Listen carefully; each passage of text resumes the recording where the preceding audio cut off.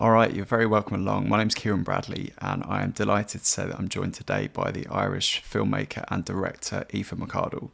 Aoife is the co-director of the smash hit Apple TV series Severance, which she directed alongside Ben Stiller, and I'm delighted to welcome her to the show. So Aoife, lovely to speak to you. How are you? Where are you?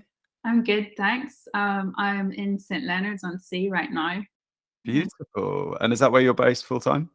No, I'm most of the time based in Belfast actually. Yeah, just come back and forth between here and Belfast really, and then wherever a job is, I guess. So yeah, but Belfast's been my main base. Yeah. That's great. Well, you must have had a bit of toing and froing over the last couple of years, I'd imagine, with Severance. How's that been for you? Well, I was actually just out in New York for most of it because I couldn't get back even if I'd wanted to. With everything that was happening with COVID, and the visa situation was like quite tricky. It took them a while to get me a visa to get me out there. So then once I was there, I didn't want to try and risk not getting back into the country again. Um, so I was out on the ground for about almost a year, and then on either side, we did a lot of prep on either side, and then we did a lot of post production too. So those were both I could do both of those remote, but like the main prep I did on the ground over the course of most of a year. Yeah, and because because of it, we all know what we went through with COVID, but because of that, in some way, it was super stressful in some ways because everyone was most worried about, everyone's safety, the actors' safety, the crew's safety. But then we also meant that because we kept having to stop, we had all this extra prep time, which I think has made the show have more of that kind of authored feel. So in some ways, not that I'm saying it was ever a good thing, but COVID, but the downtime, meant that I got loads of time to prep, I guess, and we all did. And so, yeah, you just like were working on it a lot, I guess. And it was such an exciting concept anyway that it was easy to sort of get inspired and spend a lot of time prepping, I think. Yeah. That's great. Yeah, I mean, we'll come on to Severance in a good bit more detail a little later. But I first came across your work with Kiss and Candice a few years ago. Kiss and Candice or Kiss and Candice? I'm always never Oh quite yeah. sure. I mean, I think you can say either. I think Candace is what I had in my head, but I mean, I don't mind to be honest. Yeah, typical I would Brit, even just say kind of running roughshod over the language. But yeah, it was a beautiful piece, and there was a real kind of sort of ethereal, dreamlike quality to it. Like obviously follows a young girl's kind of love story and adolescence. It felt like quite a without I don't mean a personal film and that it was strictly based on your life, but it was obviously quite a passion project for you. Would you mind telling us a little bit more about that? well, I think it was I mean, I think all writing is based on certain aspects of your life, but I mean, I kind of based it on characters I knew really, and then it's an amalgamation of a lot of different things. I think the main thing I was interested in doing with the film at the time was, I suppose, showing a more immersive, experiential, kind of fever dream version of a teenager's life in Ireland. That was what I was interested in at the time, and so I kind of knew it was going to be, quite experimental in ways, and also that was defined very much by the budget. It was quite small budget even for a first film. So you were working within those limitations, and I was just trying to play to what I'm interested in and what I sort of learned to do over the years through my background work.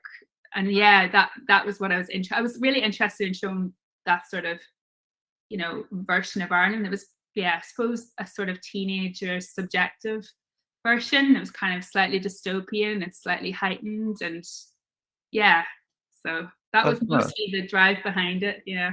Yeah, there was a lot fewer chicken fillet rolls than a lot of people's upbringing in Ireland, but there we go. But that's great, and obviously, for those that don't know, you kind of made your name initially, I guess, with shorter films and some music videos, adverts, and the like. So you have a variety of skills between the writing, the directing, and the photography, for example. I imagine some of those, well, probably all of them comes to some degree instinctually, but were there ones that required a little bit more kind of mastering from your end? And do you feel one came a little bit more easy than the other? Or? Oh, definitely. I mean, to be honest, I feel like I'm constantly learning, and that's kind of how I've always tried to approach work. I always try to take projects on where I think there's a risk element involved. I think because then even though it's kind of scary, you learn a lot. So I'd say I suppose actually my first love was actually more. I mean, in tandem with music. So I was definitely one of those kids, living like many kids in Omagh or Belfast, or like just listening to the radio and obsessing about music and taping tracks that you liked because you couldn't afford to buy records or whatever. So it started there, but then so in tandem with music, I was really into writing, and I was always into books, and they kind of brought me into film really. And my parents, like, I was lucky that my parents were kind of into movies. Like my mum and dad were, my dad was really into 40s film noir, and we used to watch a lot of those on TV. And mum then showed me like Taxi Driver in Paris, Texas. So those kind of films definitely shaped, I think, an interest quite young. And then from there, like I think from watching those kind of films that were super visual, like got me more into the photography. So in a way, the creative writing was something I'd always loved at school. And then I sort of moved away from that and got really obsessed with photography and with filmmaking, at the cinematic side of filmmaking, I think. And it is a funny thing because you do have to use one side of your brain for each. Sometimes you're like not in the zone at all to write well. Like I feel like it is it's a real balancing act that some people are absolute masters of, but I feel like I have to really like focus in to get into the right zone for writing. And if I'm off directing, then I get very obsessive about like the visual side and the storyboarding and the composition of images. But yeah, it's like it's a funny thing. Definitely, I think they definitely occupy different parts of your brain, and it's a balancing act that I people imagine like that. the Coen brothers are incredible at. Oh my Paul God. Thomas Anderson. It's like Yeah, hard work, I think. I Yeah. was just reading about Coen Brothers recently with regard to stuff like The Big Lebowski, and you imagine a lot of that script is not necessarily improvised, but say the kind of the tone of speech and things like that, the way the dude speaks and things like that, you'd imagine it's kind of like there's a bit of the actor's input, but apparently every little and and whatever is in the script itself. So the process is different for each one. Yeah. But yeah, actually on that point, I was watching the Get Back documentary, the Beatles one, the other day, and obviously there's now reasonably famous scene of Paul McCartney kind of strumming along the Get Back tune and then gradually working out the words. Is there, I don't want to kind of lead you down the garden path of this, but like, is there a sense of like you have one aspect of it in mind, be it like visual or the sonic or the way you want it to look photography wise, or whatever, that leads you, and then you kind of the others follow? Or I think originally when I was writing, I think for instance, I think when I was doing Kissing Candice, I was very much, my head was very much in the world building aspect of the film, and certainly themes as well. I think in themes, and I think at the time I was thinking in themes and in world building and the visual world of it, very much so. And then these days, I feel like I'm much more into storytelling, and into like I've gone back around to liking that, if I'm honest, because I think as a teenager I was hugely into like writers and storytelling. I always liked the ones that were a bit experimental, definitely, but ultimately, you can't beat a really good character story or a really good underdog story. So I think I've come back around to a love for that now, on the new pieces I've been writing. But I also just always want to be open to good scripts other people have written, which is why but I sometimes think it's hard to, if you've got particular interests, sometimes you feel like you have to write your own work because you've got something in your head you really want to say or something you really want to make. So finding the exact script that suits your approach isn't always easy. So that's why I really loved Severance, because it felt like it really spoke to me, like to my interests in a really like unusually, like a kind of, a unique way, because that doesn't always happen, when so often I feel like the writing side of it for me is more just a case of, because you've got those interests, you want to make that film, and that film hasn't landed in your lap as a script yet, you know. So I think that's how I've ended up in, you know, wanting to write and direct, really. Yeah. Necessity is the mother of invention and all that. So yeah, very good. Well, yeah. I mean, but it's different. Like, as I said, I mean, like, you know, I thought that what Dan had written, when I read that first pilot of from Severance, I just thought this is so, you know, conceptually so strong, and I love the themes, and you know, I love that it had this anti-capitalist underdog story at its heart, and like, um, yeah, and how absurd it was. Like, I think only satire makes sense to me at the moment, and it makes sense to a lot of us at the moment because the world Yeah. is so weird and confusing, and like, so yeah, it almost feels like that's the only kind of genre that makes sense to us. Yeah, it's funny actually. So I was reading something from Armando Iannucci. Someone was talking about potentially doing another series of the thick of it, and he said, you know, we're living it. Like, as in, Yeah, that's there's the no way. thing. Reality's become so much weirder than anything you could write, and it is Yeah, like that is what's, you know. I mean, yeah. So I suppose that's why I think, yes, satire, it will resonate even more so in certain ways. But it's funny that he said that. Yeah, when it comes to like politics, it's like beyond us all. well, listen, we'll leave that one there for the Yeah, minute because it'll be here all night. But that road. Yeah. well, I'm really going to dig into Severance in a kind of conceptual sense in a little bit. But just from going from reasonably small budget stuff to something like that, it was actually more, it was less on the production side itself in terms of the quality of production that you can produce with bigger budgets, but in terms of your autonomy as a director, as a producer, etc., one would imagine that there's a little bit more autonomy there on the smaller shows and films where you can choose your own people for particular roles. Yeah. I mean, first of all, is that the case? And secondly, was that something you had to get used to?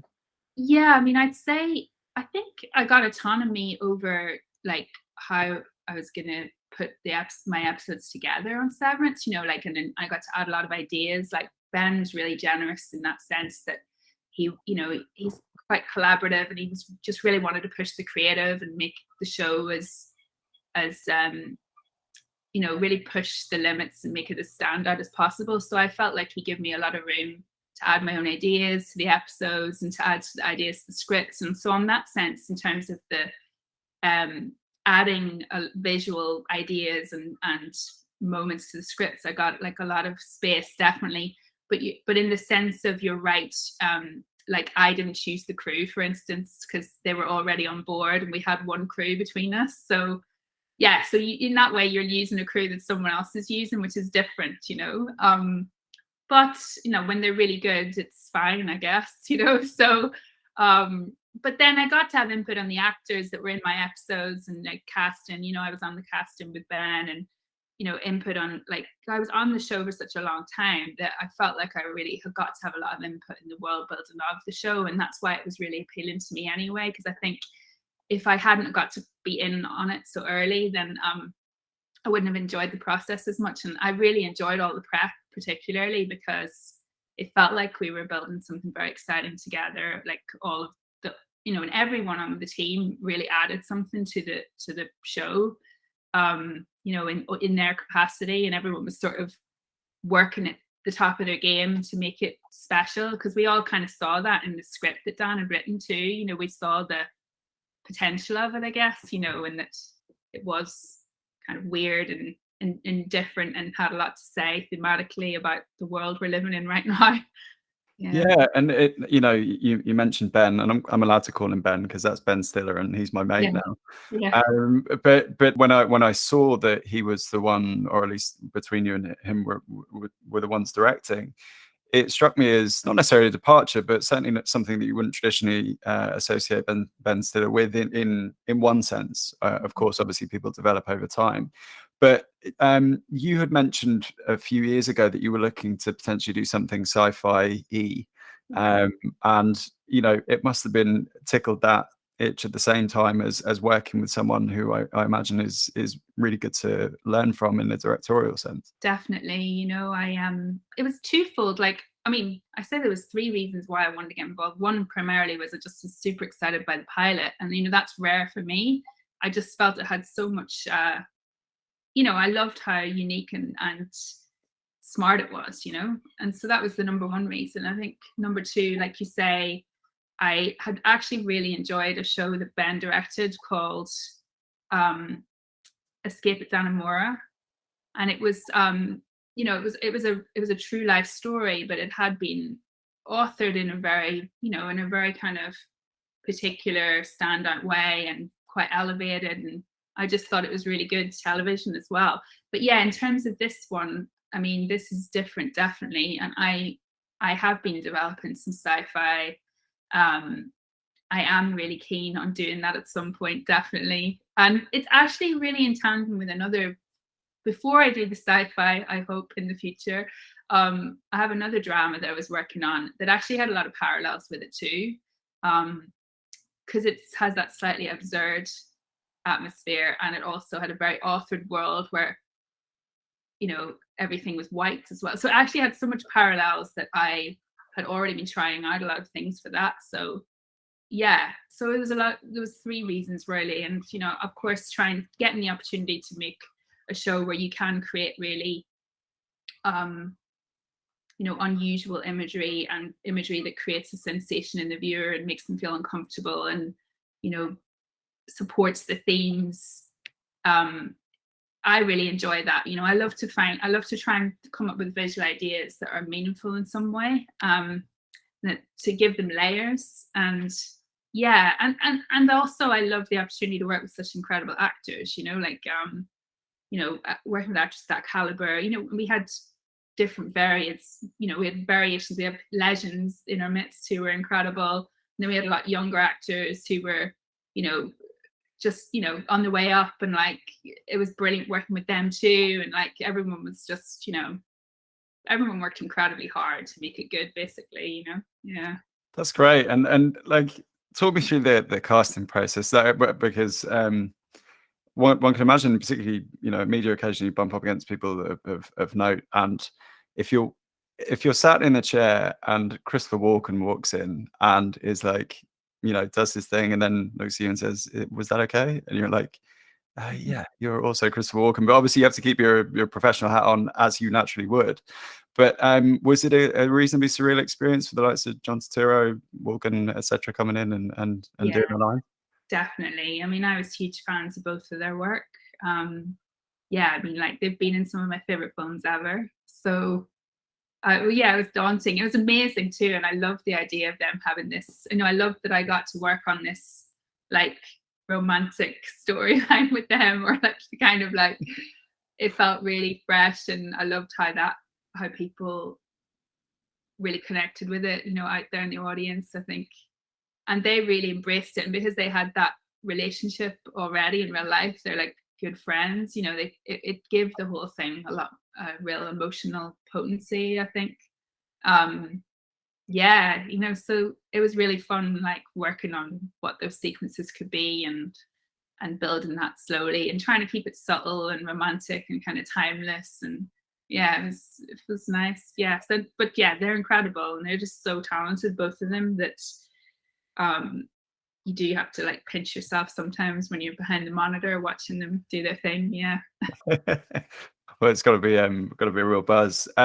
So the three episodes that you directed solely, first of all, you know, congratulations, because I genuinely think it's an amazing show. And what I was saying to friends when I recommended it was, in an era when, you know, distraction is so everywhere, you know, like phones, etc., etc., something like Severance I took to be a little bit of a slow burner. And I don't mean that in the sense that it wasn't kind of arresting from the start. It's just more that there were certain peaks at certain points in episodes where you go, "Oh, I haven't seen that before," or "I didn't see that coming," and then it kind of builds to this obviously fantastic crescendo. Is, you know, was that a particular challenge in the middle of a series where the kind of the cast or the characters have been established, to kind of keep the interest up? Not that you would be doing this kind of, it's not going to be in your head initially, but just that's such a crucial part of the series to kind of keep people going and towards the ultimate end. Definitely. I mean, I think I was sort of hyper aware of that aspect, you know, like because it's such a, you know, obviously Ben's doing the first three and the last three, and you're kind of like building it slowly up, and then you don't want it to go lose completely. But you kind of, in a way, we always talked about that section, allowing it to be a little bit more of a rabbit hole, but at the same time, you have to keep that momentum, and you have to start answering some of the questions. You have to start enriching the characters, feeling more of their inner life, getting to know them better, understanding them more as human beings to keep your interest. Otherwise, you're not going to push on and watch the rest of the show. And I think we wanted to take the risk of the first few episodes being slow build and relying on the fact that people out there are into that and want something that kind of gets their brain going. I think that's really the truth. I think everyone likes a mystery. They like to slow.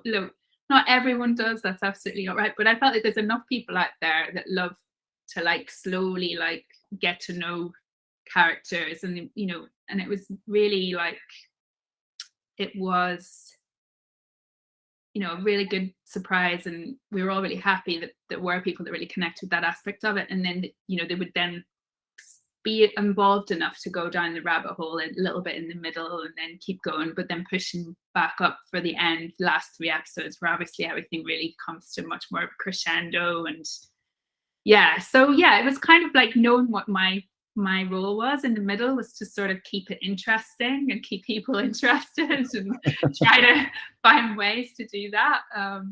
Well, you did a great job.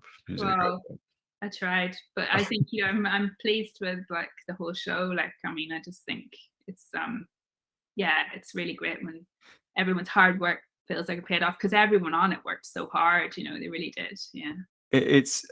I was even thinking this actually before I knew I was going to speak to you as I was watching that. In one sense, it's a very simple concept. In the idea of the kind of severing someone, so there's an innie and an outie, someone inside work and sometimes outside work. But and I never once got the feeling that it was simple to execute, because obviously you've got the internal conflict of the 2 personas of each person, and then the interweaving of the different characters and the innies and outies, etc. I'm confusing myself even talking about it, but it must have is a lot of that potential, not confusion, but difficulty in interweaving things, is that kind of sorted out broadly in the script writing process, do you feel? Or is that something that you guys have to also have in mind, that there are things that an innie might know that an outie might not, etc.?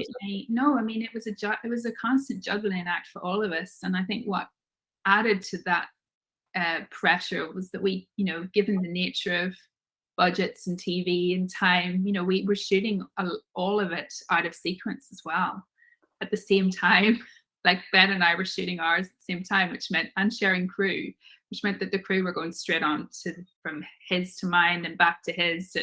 So we were having to keep the 2 worlds of these characters in our minds, as long the actors too. I mean, it was the actors really had huge amount of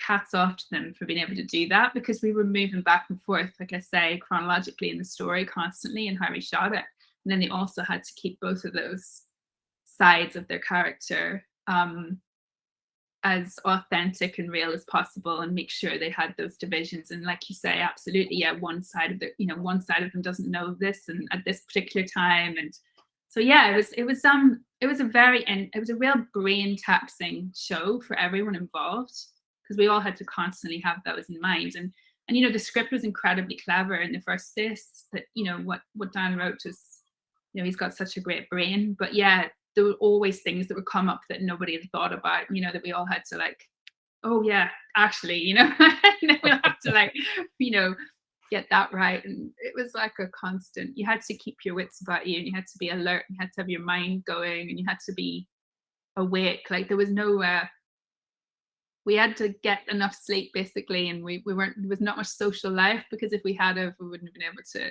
I don't think we'd been able to execute it the way we had to, with the conditions and so on, and with COVID too. So it was like, that's amazing. But it must have been and it was obviously an intensely enjoyable experience, but an intense experience all around, because obviously you're shooting a lot of it during COVID. You're trying to manage all of this, new work that you're taking on.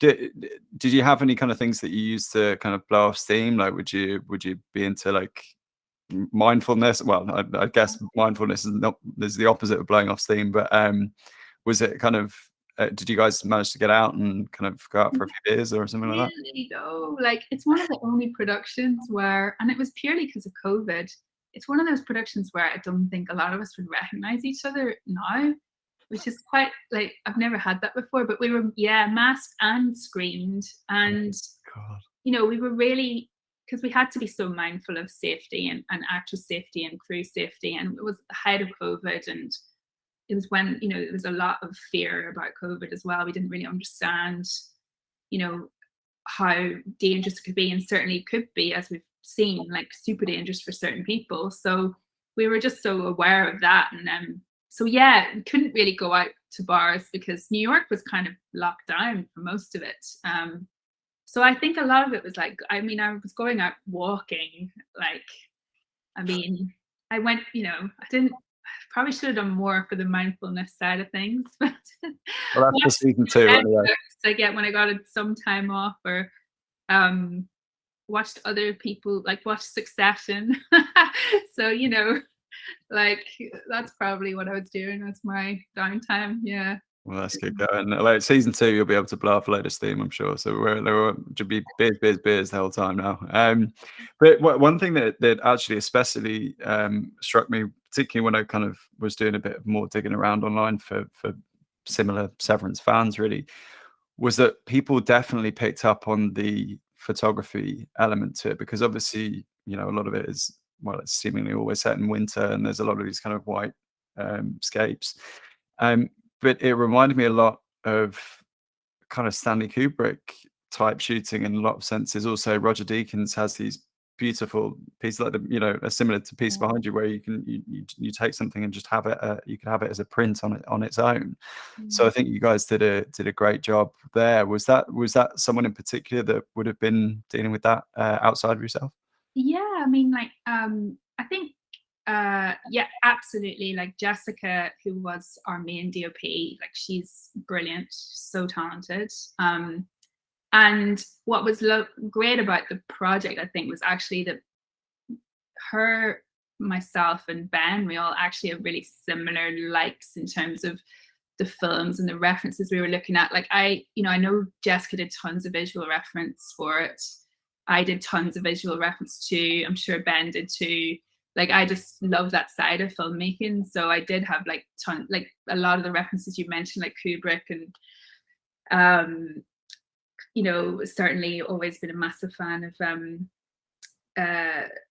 Roger Deakins' work. And then also I had a lot of Yorgos Lanthimos stuff with me as well, because I thought, like, the absurdity of the world really suited that. And I know I was looking at Punch Drunk Love as well, like the corridors in that, and the sort of labyrinthine feel of that, like how he loses himself, kind of, it's a nice parallel to what happens to Mark in some ways. It's not a love story, but same kind of confusion. So yeah, like, I think that we both, so there was a lot of research done.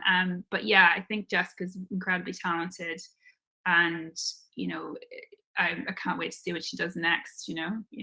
Yeah. Well, on that theme, is it straight then into season 2 for you, or do you have a bit of I time? actually am doing my film now, so I don't know if I'll be able to do, Oh. because I left my film because I was so excited by the pilot. I just kind of left all my other projects, and so now I've been bringing them back to life since I got off Severance. So I think it just depends on the schedule, because I don't want to lose out on that either. And I do love being involved in the world building side of a show, I think. So that's kind of being done now. But we'll see. If time worked out, of course, but I think it might be quite tricky because of the film, really. Yeah. Yeah, the creative baby's flown the nest a little bit there, but that's great. So when do we have a time schedule roughly for when the film, your film will be out? Do you want to give it a plug ahead of time? I've just been like working up. I've been working on 2 actually. I've got 2 going. So there's like one that's getting very close now to being ready to get into prep. Yeah, but it's like it sort of depends on the location availability too, because it's like a particular to a certain location. So that's going to define the schedule too. But then there's another one I'm developing with film 4. So I'm kind of at the end of the writing of one and at the beginning of the writing of the other. And so yeah, I kind of need to do both of those things now and commit to it and not get distracted and run off and do directing on some great show. We'll see. I mean, it's hard if you get excited by something though. But well, what if they come to you with season 4 of Succession? Would you drop it then? It's so incredible, that show. Yeah, I love it. I just wonder if, like, I think it's because I do love that side of building a world that I would find it maybe, I don't know. Of course, like if I could schedule wise, if it could work. I mean, I'm such a fan of it. It's an incredible show. Like, nothing's made me laugh like it. But it's so darkly funny, but like I just really love that. Yeah. Yeah, I definitely see without moving on from your smash hit show to another, the influence of Jesse Armstrong. There was a massive Peep Show fanatic of it as well, and you see the themes there, right? Definitely. I love it so much. But I also love Severance, and I genuinely have recommended it to tons of people, and I would continue to recommend it after our chat. So, Aoife, thank you very much for your time. I really appreciate it. Thanks, Ciaran. Pleasure.